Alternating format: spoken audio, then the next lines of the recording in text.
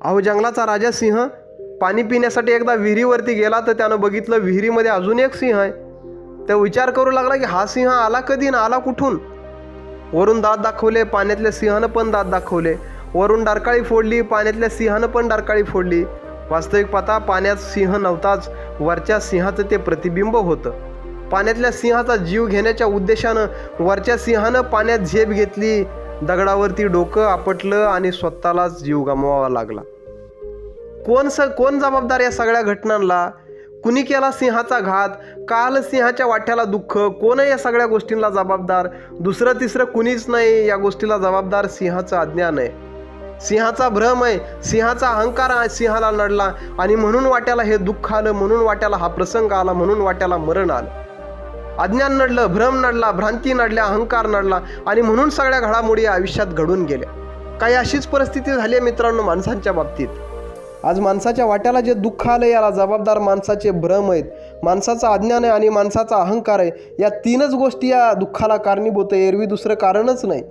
आणि म्हणून संत सांगतात की ज्ञानियांचा पदर धरा. ज्ञान वाट्याला आलं तर अहंकार नष्ट होईल, मग अज्ञान नष्ट होईल, मग भ्रम सारे निघून जातील आणि माणसं सुखी होतील, समाधानी होतील, आनंदी होतील. दुःख आणि चिंता ताणतणाव त्याच्या आयुष्यातून निघून जाईल. पण ज्ञानियांचा पदर मनुष्यानं धरला पाहिजे. एक कवी म्हणाला, पक्षी रानात हरवत नाहीत पण माणसं शहरात हरवतात. पक्षी रानात हरवत नाहीत पण माणसं शहरात हरवतात, कारण माणसाचे भ्रम त्याला 10 दिशा फिरवतात. माणसाचा भ्रम माणसाला एका ठिकाणी थांबू देत नाही, माणसाचा अज्ञान माणसाला सुखी होऊ देत नाही आणि माणसाचा अहंकार माणसाला स्वस्थ बसू देत नाही आणि याच्या रूपानं माणसाच्या वाट्याला दुःख येतं. म्हणून संत सांगतात की सुखाच्या वाटेनं जर चालायचं असेल तरी ज्ञानी माणसांचा हात हातात धरला पाहिजे, ज्ञानी माणसांचा पदर धरला पाहिजे, ज्ञानियांचा पदर धरा. अहो मनुष्याचा जन्म म्हणजे सुखची केवळ फक्त डोळे उघडून आयुष्याकडे बघण्याची गरज आहे, ज्ञानी भावनेनं आयुष्याकडे बघण्याची गरज आहे. डोळे उघडले तर सुख आहे, डोळे उघडले तर समाधान आहे.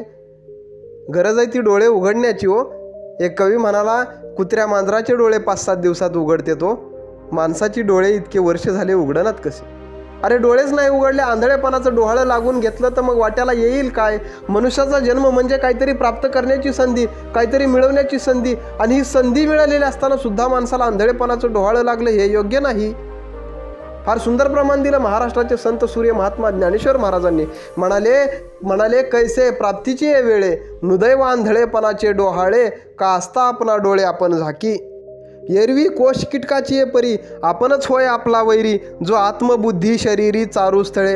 अरे म्हणाले मित्रा, कसं रे असं प्राप्त व्हायच्या वेळेस तुला आंधळेपणाचं डोहाळं लागलं? कैसे प्राप्तीची वेळे, नुदैव आंधळेपणाचे डोहाळे. अरे प्राप्त व्हायची वेळ आली मनुष्याच्या जन्माच्या रूपानं आणि तुला या जन्मात आंधळेपणाचं डोहाळं लागलं, हे योग्य नाही बरं. फार सुंदर दृष्टांत सांगितला महाराजांनी. म्हणाले, गरीब माणूस एक रस्त्यानं चाललाय, गरीब होता पण सज्जन होता, सन्मार्गानं सद्भावनेनं सद्विचारानं जगणारा होता, रस्त्यानं चाललेला होता. भगवंताला दया आली, म्हणाले याची गरिबी हटवली पाहिजे म्हणून एक गाठोडं जे धनद्रव्यांनी भरलेलं होतं रस्त्याला याच्या वाट्याला यावं म्हणून रस्त्याला ठेवलं. आणि आत्ता 10-5 पावलं पुढे गेल्यानंतर त्याला ते गाठोडं मिळणार होतं, त्याचे दिवस बदलणार होते, प्राप्त व्हायची वेळ आली होती. परंतु याला आंधळेपणाचं डोहाळं लागलं.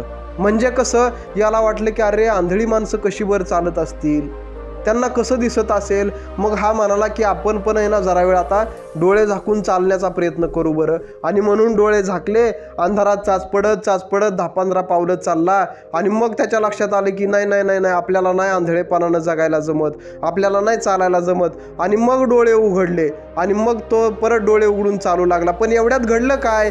जे भगवंतानं ठेवलेलं गाठोडं होतं, जे वाट्याला येणार होतं, जे प्राप्त होणार होतं, ते पाठीमागं राहिलं.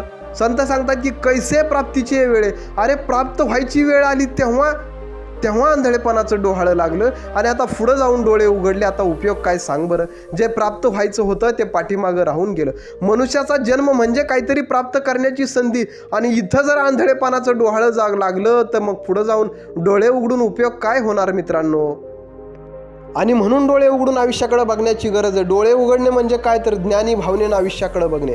आणि जर या भावनेनं आयुष्याकडे बघितलं नाही तर पुढं जाऊन काय होईल म्हणाले, एरवी कोश कीटकाची परी, आपणच होय आपला वैरी, जो आत्मबुद्धी शरीरी चारूस्थळे त्या कीटकाप्रमाणे मनुष्याची अवस्था होईल म्हणाले.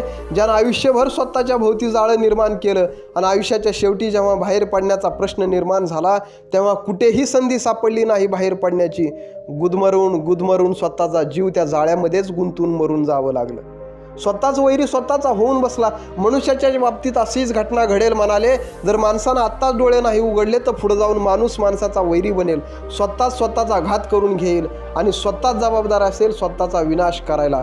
म्हणून संत सांगतायत की डोळे उघडून आयुष्याकडे बघा. आणि ती डोळे उघडण्याची प्रक्रिया म्हणजे आयुष्याकडे बघण्याचा दृष्टिकोन आज संत निरंकारी मिशन समाजाला शिकवत आहे. शाळेमध्ये असताना त्रिकोण शिकलो, चौकोन शिकलो, षटकोन शिकलो, लघुकोन शिकलो, काटकोन शिकलो, सगळे कोण शाळेत आपण शिकलो मित्रांनो. परंतु आयुष्याकडे बघण्याचा दृष्टिकोन मात्र शिकायचा राहून गेला.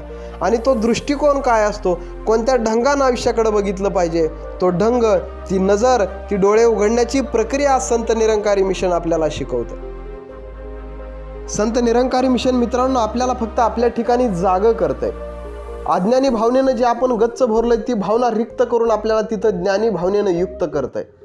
जे आपल्याला आंधळेपणाचं डोहाळं लागले तिथून आपल्याला डोळसपणाकडे घेऊन जातंय, अंधारातून प्रकाशाकडे घेऊन जातंय, भगवंताकडे घेऊन जातंय. आणि म्हणून संत निरंकारी मिशनच्या अनुषंगाने हजारो लाखो माणसं हे प्रमाण देत आहेत की आम्ही सुखी झालो, आम्ही समाधानी झालो, आम्ही आनंदी झालो.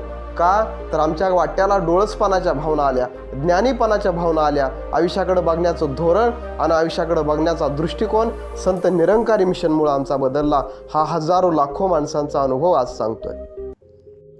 आणि असं झालं तर माणसाचं जीवन सुखाचं होईल, समाधानाचं होईल, जगण्याची कला त्याला प्राप्त होईल.